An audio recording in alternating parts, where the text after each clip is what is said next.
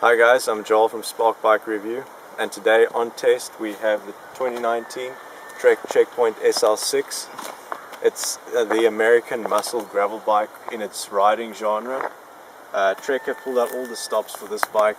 They've brought in some extremely good quality technology on the frame, some superb carbon fiber, and yeah, we're going to delve right into this one.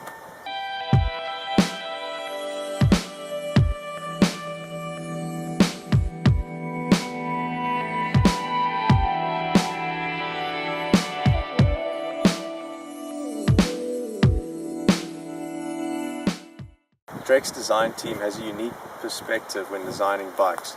They take on a more technological focus, and you can see that the Checkpoint has kind of adopted most of its features from the Trek Domain and also the Trek Pro Caliber.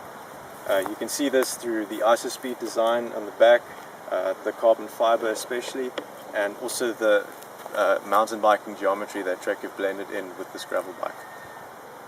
The Trek Checkpoint is available as it stands here, fully carbon fiber model.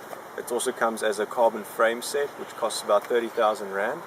Also, Trek have made it available in an alloy version, which is the Trek Checkpoint ALR4. And however, that comes with a slightly lower spec than this model.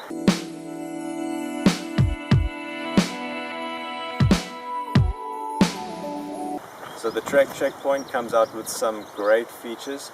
So first up is the frame. It's made from Trek's 500 OCLV carbon fiber. It's superbly lightweight and with stiffness to spare. Next up is Trek's ISOSpeed technology. That basically what this technology does is allow the seat tube to flex ever so slightly when you're rolling over rough surfaces. We've got flat disc brake mounts. We've got a 12mm through axle on the rear wheel and the front wheel. The down tube has some excellent protection as well in case the stone flicks up and wants to do damage to your carbon fiber. Then we've got the strangle hold dropout, which allows you to run a fixed gear system if you just want to pimp this bike out to have some fun on the road. The seat mast of the frame is what Trek call ride tuned. It basically limits the amount of vibrations coming through off the road to give you a smoother ride and ultimately more confidence.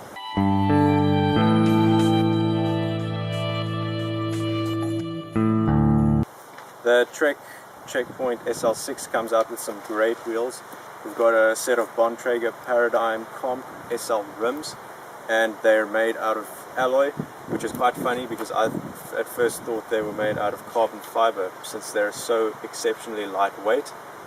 They've got a stiffened offset spoke bed, which basically reduces wheel dish, as Trek likes to put it.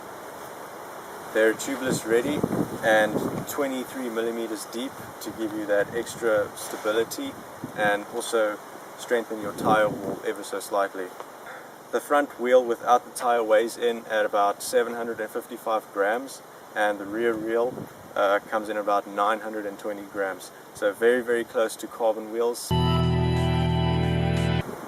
For the drivetrain, we've got a Shimano Ultegra 2x11 gear setup. The rear derailleur comes out with Shimano's new Shadow technology. Basically, you've got a more compact rear derailleur, giving the bike a more sleeker and wholesome design. So geometry-wise, very, very similar to a normal endurance road bike. Up front, we've got a 72.3 degree head angle, not too steep but not too slack either, so the bike doesn't kind of feel like jelly when you're steering it. The seat angle is about 73 degrees, gives you a lot of confidence when you're wanting to hit the gravel road at high speeds.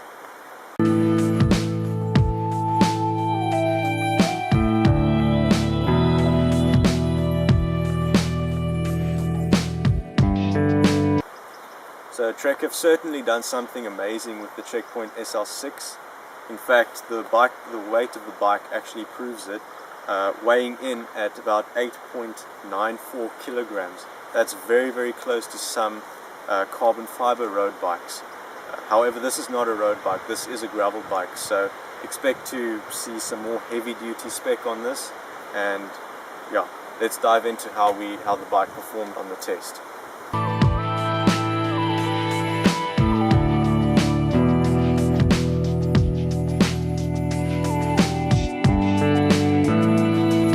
The Trek Checkpoint climbs very, very aggressively. It's got some superb frame stiffness, and that can be felt a lot through the stiffness of the bottom bracket and the way that Trek have kind of constructed that. The bike itself doesn't feel like it's wobbling around. It's quite a confident climber. The wheels provide some good balance as well as some good traction on the back wheel itself. On flat open roads, this bike is superbly well balanced. It's very easy to knock the chain up to that second chainring in the front, just to get some good cadence going, get some good speed out as well. The handlebars and the saddle on this bike feel natural for endurance riding. The handlebars themselves are slightly more wider than the normal road bike, and basically this is going to give you a lot more leverage when you're cornering the bike. And the saddle itself has a lot more cushioning, so fatigue isn't a major factor when you're going the long distance.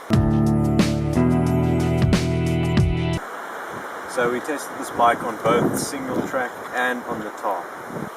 On single track the bike rode pretty smoothly, however you can't go too fast as you can get shaken out of your skin since there are no shocks on this bike. On the tar the bike was confident and fast.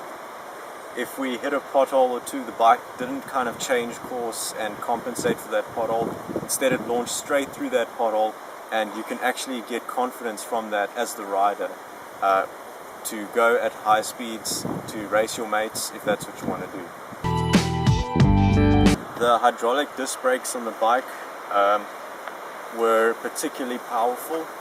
They brought us to a stop when we needed to, and with very little strain on our hands at that. Some gravel bikes come out with cable disc brakes or even rim brakes, but we think that's quite unacceptable for gravel bikes, since when you're riding on gravel you need a lot more stopping power, and also, like previously mentioned, it takes a strain off your hands trying to pinch that brake lever.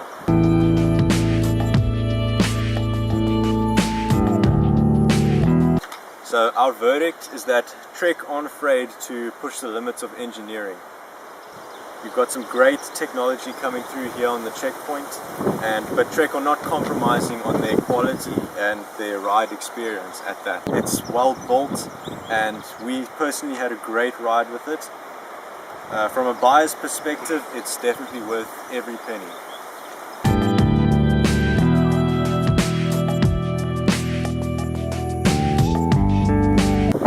So that's it from us. I hope that you enjoyed this video. If you'd like to see more, be sure to subscribe and hit the thumbs up button if you enjoyed seeing this video. That's all from us. Cheers.